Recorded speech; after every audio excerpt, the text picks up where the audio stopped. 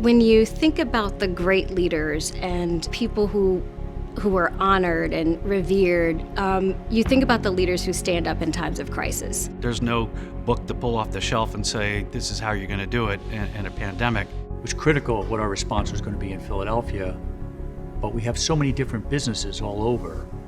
So I think we said, okay, let's break this problem into smaller pieces. Let each leader talk about what they think is right for their business, but let's inform them with the benefit of what it took a lifetime to build.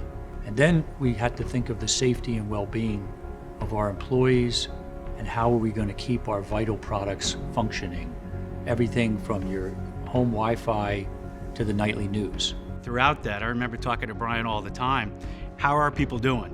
How's the network holding up? And what else can we do to help? If you think of schools as at least 7 hours of the day when children have access to resources, they have access to individuals who care about them, access to food, access to technology, access to medicine.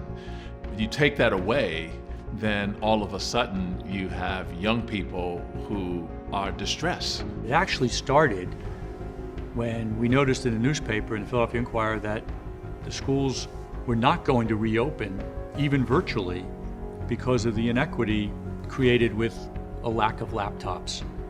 And at the same time, kids needed internet connectivity to take advantage of laptops if they had them. Comcast could solve the internet problem, and we were doing that. We were able to make sure every single child in the school district of Philadelphia had access to free internet. But the city couldn't handle the laptop issue, and that's when our family decided to donate laptops to help bridge that gap.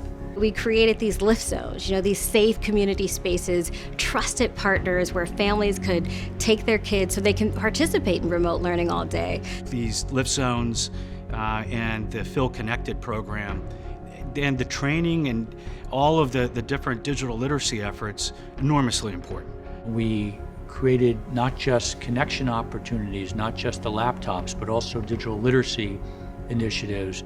I think we have to credit Brian with sort of the company being purpose-minded. We see that the model that Brian has established play out in ensuring that Internet Essentials is available not just to the young people here in the city of Philadelphia, but across the country, and making sure that you have affordable access to internet services. We were having a conversation once and he said, my role is to make sure our employees feel like we can do great things here and that they feel protected. They feel like we are making advances from an equity and inclusion perspective. When George Floyd moment happened in this country and around the world, we got a lot of great ideas. And one of them was to create a $100 million fund of monies to be distributed to organizations and causes to try to help eradicate so much wrong in our society. One of the things that Brian did was lead from the front. And one of the earliest large corporate donations was made around DE&I efforts. I think we have this platform and we have a culture that my dad started. And this moment galvanized us all together. And I hope we'll continue this as long as we're in business, because it's problems that don't go away, but our opportunity is unlike many others, and we want to make the most of it. This award is so special because it is Philadelphia and how much it means to Brian, to his family, to continue to support Philadelphia. I think it's most deserving. I am lucky enough to be in the job I'm in, but it's what our company can do when we apply ourselves to help our community. And when this really tragic year happened, the best of Comcast came out in all ways. And I am so appreciative to the employees, the personal sacrifices, and this recognition really is for all of them. And I'm so lucky to be the one accepting.